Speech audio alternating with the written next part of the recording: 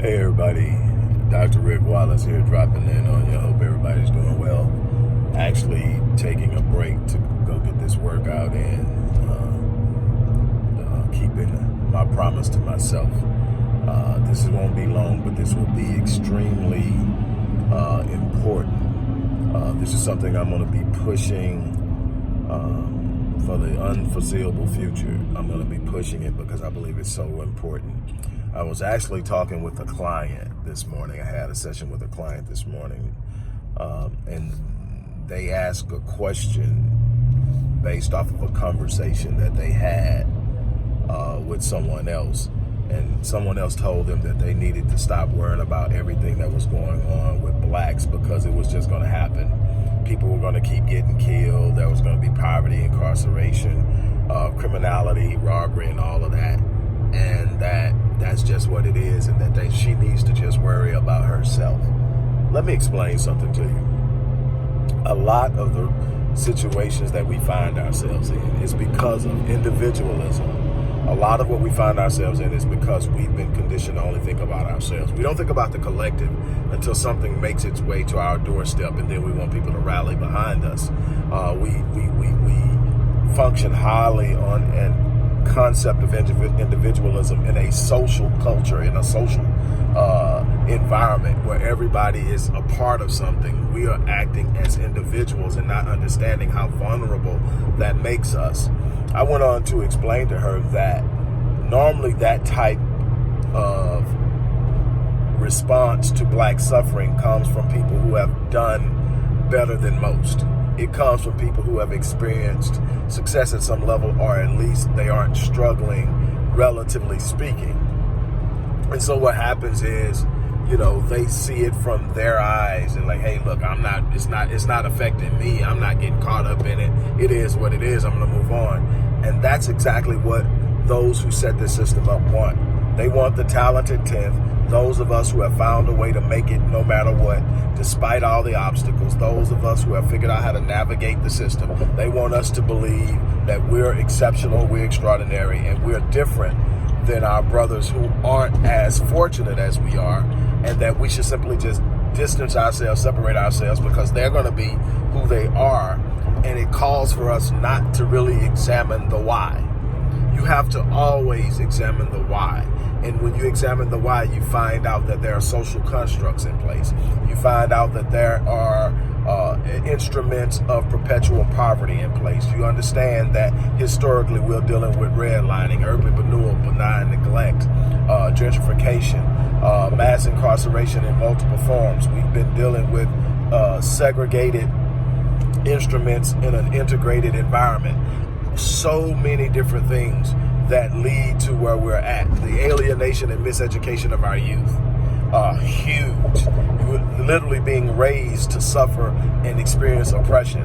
And we have a responsibility to engage that. We have a responsibility as the talented 10th to sit up and say, as long as I am an anomaly amongst my people, I have not succeeded. I have not reached my potential. I have not fulfilled my responsibilities. As long as there are more men that don't operate or have the access that I have, or have done or can do what I do, then I still have work to do.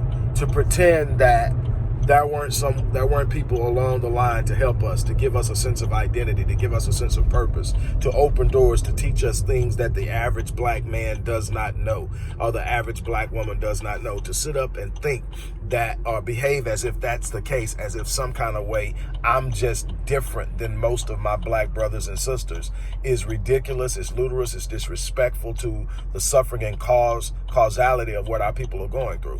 The individualism is a big cause, because if they can get those who are the talented 10th to see themselves as separate and distinct and different, and get them to feel like they can tap into the illusion of belonging and it being accepted, which is never going to happen. You're never going to belong to a system that was designed to destroy you.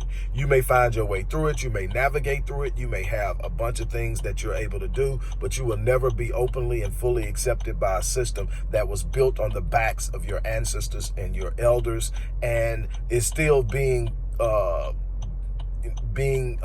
evolved on the backs of your contemporaries. It's simply not going to happen. So what does that mean? That means that the talented 10th was never meant to be distinct or different. The talented 10th is the leadership. The talented 10th are the teachers, it's the griots, the communicators, the workers, the builders. We're the ones that create the system, that invite our people in and give them a space where they can learn, where they can evolve, where they can grow. That's our job. That's our responsibility. To take on a mindset that's their problem will only lead to a situation where eventually the less fortunate in the Black collective will be destroyed, leaving only the talented 10th and a few stragglers behind, making us extremely vulnerable, because now we don't have the numbers, no way, no how, and that's going to put us at an immense disadvantage. The protection that we have is actually that they fear the masses revolting.